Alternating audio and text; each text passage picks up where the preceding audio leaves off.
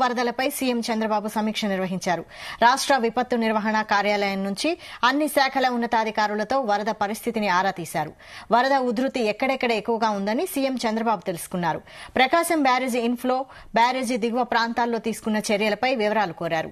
సహాయక చర్యలు మొక్కుబడిగా చేయొద్దని అధికారులకు స్పష్టం చేశారు చంద్రబాబు. తెలంగాణ నుంచి వాగుల ద్వారా వరద ఏ విధంగా వస్తుందని సీఎం ఆరా తీశారు. వరదలు పూర్తిగా తగ్గే వరకు అప్రమత్తంగా ఉండాలని అధికారులను ఆదేశించారు ఏపీ సీఎం చంద్రబాబు.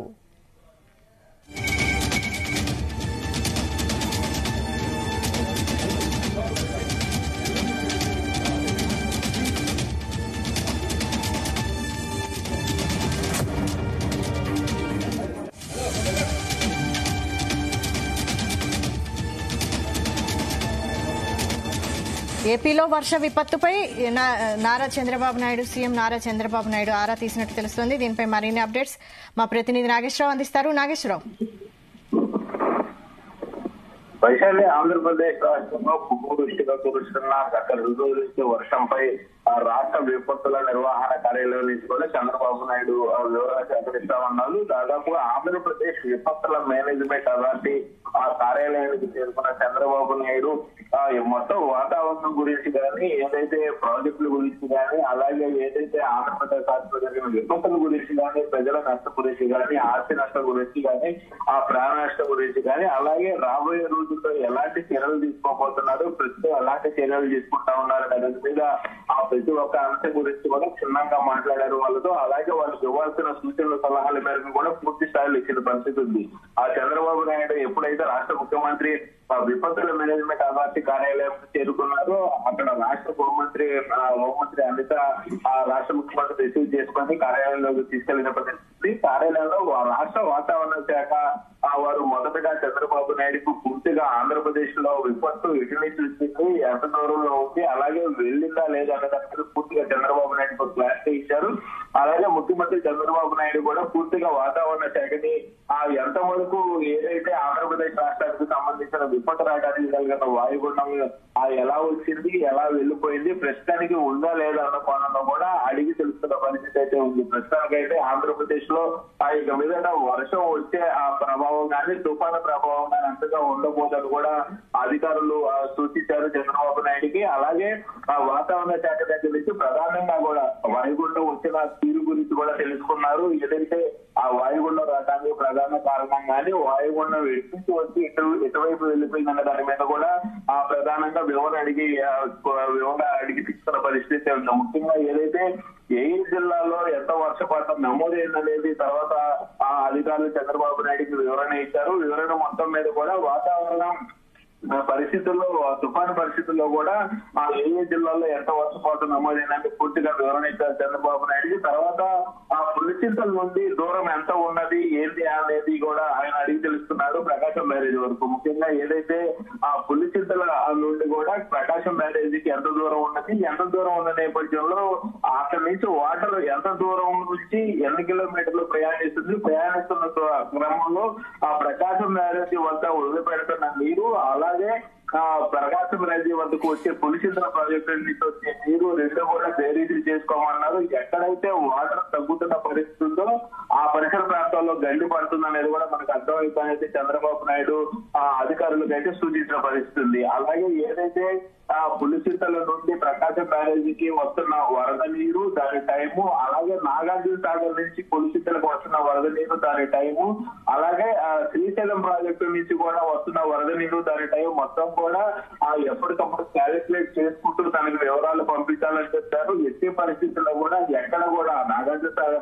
ఆ శ్రీశైలం నుంచి నాగార్జున సాగర్ కు వస్తున్న టైం కు వాటర్ కూడా క్యాలిక్యులేట్ చేసుకుంటున్న క్రమంలో ఆ వరద శాతం ఎక్కువ నమోదవుతున్న క్రమంలో పూర్తిగా అన్ని ప్రదేశాల్లో కూడా గండ్లు పడుతున్న పరిస్థితి అయితే ఉంది. ఈ గండ్లు పడుతున్న నేపథ్యంలో ఎక్కడ ఎంత గండి పడుతుంది అనేది కూడా కొంత మేరకు అర్థమయ్యే పరిస్థితి ఉంటుంది. కాబట్టి క్షుణ్ణంగా ఎప్పటికప్పుడు వస్తున్న వరద నీటిని అంచనా వేసుకోమన్నారు, టైమింగ్ అంచనా వేసుకోమన్నారు. అలాగే వీలైనంత వరకు కూడా ఆ పైనుంచి వస్తున్న వరద నీటి మొత్తాన్ని కూడా ఆంధ్రప్రదేశ్ లో పడుతున్న వరద నీటి కాకుండా పై ఎత్తున వస్తున్న వరద నీటి ఏదైతే ఆల్మట్టి, దురాల, తుంగభద్ర ఆ పై నుంచి వస్తున్న వరద నీటి మొత్తాన్ని కూడా ఆ శ్రీశైలం డ్యామ్ దగ్గర నుంచి నాగార్జున సాగర్ డ్యాం దగ్గర నుంచి అలాగే పులిచింతల వరకు కూడా నీరు ఆపే ప్రయత్నం చేయమని కూడా చంద్రబాబు నాయుడు అధికారుల్ని కోరిన పరిస్థితి, వాళ్ళకి తెలియపరిచిన పరిస్థితి. ముఖ్యంగా ఏదైతే వరద నీరు ఆ పర్యటన నుంచి వస్తున్న వరద నీరు కనుక మనం స్టోరేజ్ చేసుకోగలిగితే ఇప్పటి నుంచి వస్తున్న వరద నీరు, ఆంధ్రప్రదేశ్ లో పడుతున్న వరద నీరు ఆ సముద్రంలోకి వదులుతున్న పరిస్థితిలో రేపు మనకు అవసరానికి ఉపయోగపడాలి. కాబట్టి వాటర్ స్టోరేజ్ అనేది ఆ పైనుంచి వచ్చే వాటర్ స్టోరేజ్ మొత్తం కూడా ఎక్కువ శాతం స్టోరేజ్ చేయడానికి ప్రయత్నించమని అడిగారు. అలాగే ఆయన కోరిన పరిస్థితి కూడా ఉంది. ఎట్టి పరిస్థితుల్లో కూడా వాటర్ ని వృధా కానికుండా ఆ వచ్చే నెలలు వచ్చే సంవత్సరాలు కూడా వాటర్ ఉపయోగపడే విధంగా స్టోరేజ్ ని ఉండే ప్రయత్నం కూడా చేయాలని ప్రధానంగా సూచించారు. అలాగే ఏదైతే ఆ కంట్రోల్ రూమ్ లో మన రాష్ట్రంలో ప్రధానంగా ఆ 3 రిజర్వాయర్ల పరిస్థితికి ఎప్పటికప్పుడు కూడా తనకి తెలియపరుస్తూ తన దృష్టిలో ఉండే విధంగా చూసుకోవాలని చెప్పారు. దీని గురించి ప్రధానంగా ఆయన హెచ్చరించిన పరిస్థితి కూడా ఉంది. ఈ వాతావరణ హడావుడి మొత్తం అయిపోయిన తర్వాత, తుఫాన్ హడావుడి మొత్తం అయిపోయిన తర్వాత తాను ఖచ్చితంగా సిస్టమ్ ముందు కూర్చొని, కంప్యూటర్ ముందు కూర్చొని కూడా నీటి లెక్కలు మొత్తం అడుగుతానని, ఆ క్రమంలో తనకి కనుక ఏదైనా రాంగుగా ఇన్ఫర్మేషన్ వచ్చినా అశ్రద్ధ వహించినా కానీ ఎట్టి పరిస్థితుల్లో కూడా ఉపేక్షిస్తానని చెప్పారు. ముఖ్యంగా అయితే అధికారులకు మాత్రం ఆ చంద్రబాబు నాయుడు అడుగు పెట్టగానేగా ఆ విపత్తుల మేనేజ్మెంట్ అధికారులు అడుగు పెట్టగానే ఒక సీరియస్ వార్నింగ్ ఇచ్చిన పరిస్థితి అయితే ఉంది. ఏదైతే కాగితాల రూపంలో అయితే మీరు పెట్టి నాకేమో చూపించాల్సిన పర్లేదు, కానీ ఏదైతే వర్క్ జరుగుతున్న వీటిలో ప్రామినెంట్ గా ఉండాలి. ప్రతి ఒక్కరు కూడా చేస్తున్న పని కూడా ప్రతి ఒక్కటి మనస్ఫూర్తిగా కష్టపడి రాష్ట్రం మొత్తం పనిచేయాలని కూడా సూచించారు.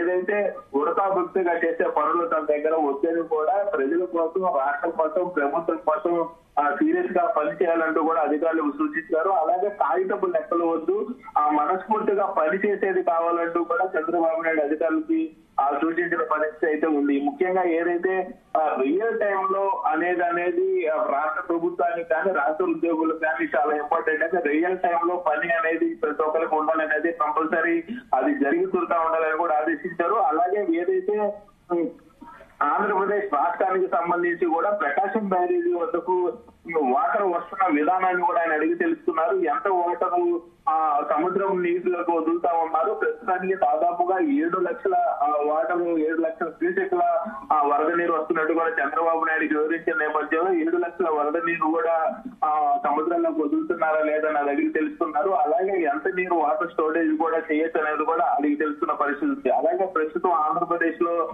ఇంకా వర్షపాతం నమోదయ్యే అవకాశం ఉందా లేదా అనేది కూడా అడిగి తెలుసుకున్నారు. జియాలజిస్టులు అడిగారు. ప్రధానంగా కూడా ఆంధ్రప్రదేశ్ లో వచ్చిన ఋతుపవనాలు కానీ, ఆంధ్రప్రదేశ్ లోకి వస్తున్న ఈ తుఫాను పరిస్థితి కానీ ఎలాగో ఉంది, తర్వాత వచ్చే పరిస్థితి ముఖ్యంగా ఏదైతే ఉమ్మడి గుంటూరు జిల్లా అలాగే వెస్ట్ గోదావరి ఏరియాల్లో రాబోయే రోజుల్లో పరిస్థితి ఎలా ఉంది, రాబోయే గంటల పరిస్థితి ఎలా ఉంది అనేది కూడా అడిగి తెలుసుకున్నారు. ముఖ్యంగా క్యాచ్మెంట్ ఏరియాలు ఏదైతే క్యాచ్మెంట్ ఏరియాలు ఉన్నాయో గుంటూరు, కృష్ణా, వెస్ట్ గోదావరి నుంచి కూడా అడిగి తెలుసుకున్నారు. భద్రాచలం నుంచి వచ్చే వరద నీరు గురించి ప్రధానంగా అడిగి తెలుసుకున్నారు. భద్రాచలంలో పై ఎత్తున తెలంగాణలో ఎంత వర్షపాతం నమోదవుతుంది, తెలంగాణ నుంచి వచ్చే వర్షపు నీరు ఎలాగా ఆంధ్రప్రదేశ్ లోకి వస్తుంది, దానివల్ల ఆంధ్రప్రదేశ్ కి వచ్చే విపత్తు ఏదైనా ఉందా, ఏ ప్రాంతాలు అప్రమత్తంగా ఉండాలి అనేది కూడా అడిగి తెలుస్తున్నారు. అదేవిధంగా అధికారులు కూడా అప్రమత్తతో ఆంధ్రప్రదేశ్ లో ఇప్పుడు ప్రశాంతంగా ఉన్న పరిస్థితి ఉంది. ఉదయం నుంచి కూడా కొంతమేరకు వర్షాలు తగ్గి ఎండ వచ్చే పరిస్థితి ఉంది. అలాగే వర్షపాతం ఇంకా ఆంధ్రప్రదేశ్ లో నమోదయ్యే అవకాశం లేదని అధికారులు చెప్పడంతో పై ఎత్తున